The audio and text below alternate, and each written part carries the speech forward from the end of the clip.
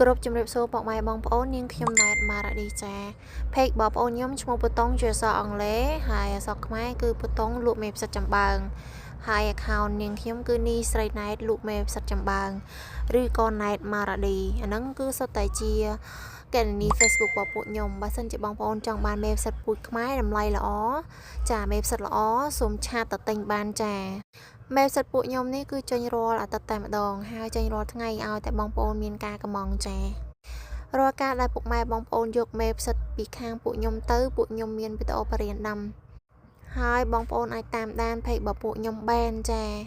សម្រាប់បងប្អូនដែលគាត់ចូលចិត្តដាំដំណាំចាគឺគាត់អាចឆាសាកសួរព័ត៌មានបានចាមិនថាមេផ្សិតចំបើងឬក៏ដុំកញ្ចប់ផ្សិតអំបោះទេពួកខ្ញុំមានលក់ទាំងអស់ចា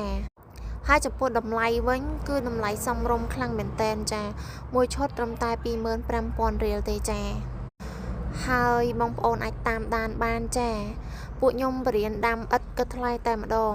ទុយបងគាត់ឲ្យ feedback មកច្រើនចាលទ្ធផលដែលពួកគាត់បានយកមេផ្សិតទៅសាកពួកគាត់សាកដំបូងគឺត្រឹមតែមួយឈុតប៉ុណ្ណោះចាបន្ទាប់ពីគាត់សាកមួយឈុតហើយគឺគាត់យកវិញ5ឈុត10ឈុតចាបងដែលយកមេផ្សិតពីខាងពួកខ្ញុំទៅចាប់ពី10ឈុតគឺពួកខ្ញុំ free សេវាដឹកចាហើយមេផ្សិតរបស់ពួកខ្ញុំនេះគឺដាំធម្មជាតិ 100% ចា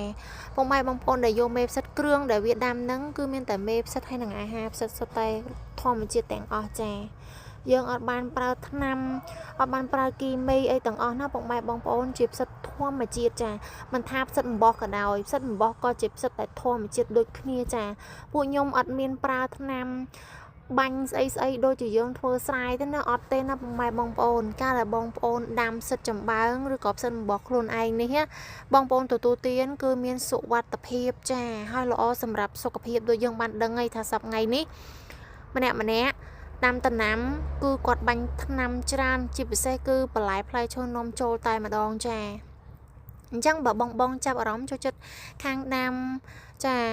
អាចឆាសាកសួរព័ត៌មានបន្ថែមបានចាឆាសួរពួកខ្ញុំសិនបានចា account នីស្រណែតលក់មេផ្សិតចំបើង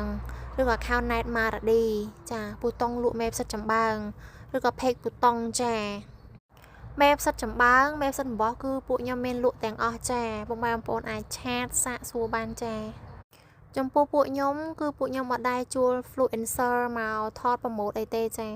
BA របស់ពួកខ្ញុំគឺសុទ្ធតែជាអតិថិជនរបស់ខ្ញុំផ្ទាល់តែម្ដងចាពួកគាត់ជាអ្នកដាំពិតហើយពួកខ្ញុំជាអ្នកដាំពិតចាអញ្ចឹងយើងបរៀនគាត់យកទៅអនុវត្តគឺបានលទ្ធផលពិតចា